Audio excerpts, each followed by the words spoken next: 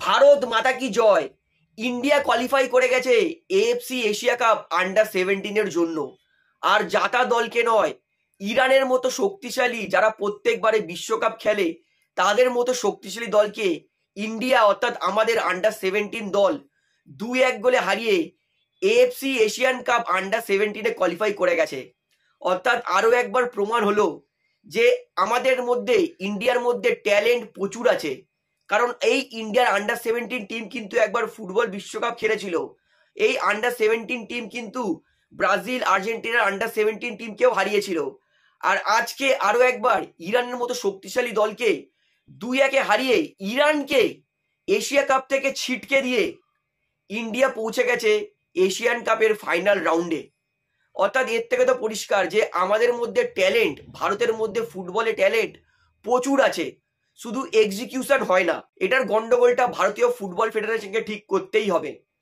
যেখানে আমাদের ইন্ডিয়ার সিনিয়র প্লেয়াররা ইরানের মতো দলের বিরুদ্ধে 4 গোল, ইরানের বক্স পর্যন্ত বল নিয়ে যেতে পারে না, সেখানে আমাদের আন্ডার 17 টিম ইরানের চোখে চোখ রেখে লড়াই করে ম্যাচ জিতেছে। আউটস্ট্যান্ডিং, গর্বিত। যারা ম্যাচটা দেখেনি তারা কিন্তু ইউটিউবে গিয়ে ফিফার যে সাইট আছে সেখানে গিয়ে কিন্তু ম্যাচটা দেখতে পারে। ইন্ডিয়া টিম ইরানের থেকে অনেক অনেক বেটার ফুটবল খেলেছে এবং ইন্ডিয়া আজকে ডিজার্ভ করে ম্যাচটা জেতার জন্য। By clap. যারা ইন্ডিয়ান খেলা ফলো করে না তারাও অবশ্যই ভিডিওটা শেয়ার করবেন, কারণ এটা একটা বিশাল বড় মুভমেন্ট। বর্তমানে ভারতীয় ফুটবল যা মানে খারাপ সময়ের মধ্যে দিয়ে গেছে, এটা কিন্তু একটা বিশাল বড় সিলভার লাইনিং আমাদের জন্য, যে আমাদের ফুটবলে এখনো কিন্তু ভবিষ্যতে অনেক ভালো হতে পারে যদি এই দলটাকে সঠিক প্রশিক্ষণ, সঠিক গেম টাইম দেওয়া যায়। যদি ম্যাচে আসি, প্রথমে কিন্তু ইরান তারা 19 মিনিটে 1 গোল করে এগিয়ে গেছিল। একটা লং বলে আমাদের ইন্ডিয়ান ডিফেন্স করতে পারেনি ঠিকঠাক, ইরানের স্ট্রাইকারটা কাটিয়ে প্রথমে 19 মিনিটে কিন্তু 1-0 গোলে এগিয়ে গেছিল।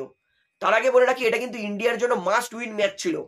ইন্ডিয়াকে জিততেই হতো যে কোনো প্রকারে এশিয়ান আন্ডার 17 কোয়ালিফাই করার জন্য। প্রথম গোলটা খাওয়ার পর কিন্তু ভারত অ্যাটাকের পর অ্যাটাকের ঝড় তুলে গেছে। লাস্টে বাধ্য হয়ে ইরান 45 মিনিটের জাস্ট একটু আগে পেনাল্টি বক্সের মধ্যে ফাউল করেছে, ভারত পেয়েছে পেনাল্টি এবং গানতে ভারতের জন্য প্রথমে পেনাল্টি দিয়ে গোল করে হাফ টাইমে 1-1 ড্র করে। ভারত পরিষ্কার বোঝা যাচ্ছিল যে সেকেন্ড গোল তোলার জন্য কিন্তু খিদে তাদের মধ্যে অনেক দেখতে পাচ্ছিলাম। এবং তাই 52 মিনিটে কিন্তু গুয়েন লিভা, এর আগেও আমি গুয়েন লিভার অনেক প্রশংসা করেছি, গুয়েন লিভা তিনি কিন্তু একদম মানে ফার্স্ট পোস্ট থেকে সেকেন্ড পোস্টে গোল করেছে, মানে লেফট উইং থেকে শর্ট করে তিনি গোল করেছেন। যত প্রশংসা করবো তত কম। ভারত 52 মিনিটে গোল করেও কিন্তু অনেক অ্যাটাক করেছিল, কিন্তু যাই হোক গোল পায়নি। কিন্তু লাস্টে ইরান তারা অনেক অ্যাটাক করলেও ভারত কিন্তু সেটাকে সঠিক ডিফেন্স করে ভারতকে কিন্তু 2-1 গোলে জিতিয়ে ইরানের মতো শক্তিশালী দল, লেবাননের মতো শক্তিশালী ফুটবল ক্লাব, প্যালেস্তিনের মতো দলকে কিন্তু হারিয়ে ভারত পৌঁছে গেছে আন্ডার 17 এশিয়ান কাপের জন্য। ক্ল্যাপ। এটা ভারতীয় ফুটবলের জন্য প্রাউড মোমেন্ট। অবশ্যই কিন্তু সবাইকে জানান যে ভারতীয় ফুটবলে ভবিষ্যৎ কিন্তু এখনো উজ্জ্বল হতে পারে। ভারতীয় ফুটবলের ভবিষ্যতে কিন্তু এখনো অনেক পজিটিভিটি আছে। যদি ভালো কেউ এসে এদেরকে ঘষা মাজা করে তৈরি করে, এটা আমি বলতে বাধ্য হচ্ছি যে ভারত কিন্তু সিনিয়র লেভেলেও ভালো করতে পারে, কিন্তু তার জন্য সঠিক প্রশিক্ষণ দরকার, সঠিক ইনফ্রাস্ট্রাকচার দরকার, যেটা ভারতীয় ফুটবলে এই মুহূর্তে সব থেকে বেশি নিডেড। আর আপনারা যারা ম্যাচটা দেখেছেন, আপনার ম্যাচটা কেমন লেগেছে সেটা আমাকে অবশ্যই কমেন্টে জানাবেন। তো ভিডিওটা এখানে শেষ করছি, আশা করি ভালো লাগলো। ভিডিওটি ভালো লাগলে অবশ্যই লাইক করুন, কমেন্ট করুন, শেয়ার করুন এবং চ্যানেল অন্তরে সকলকে একটা করে রাখবো।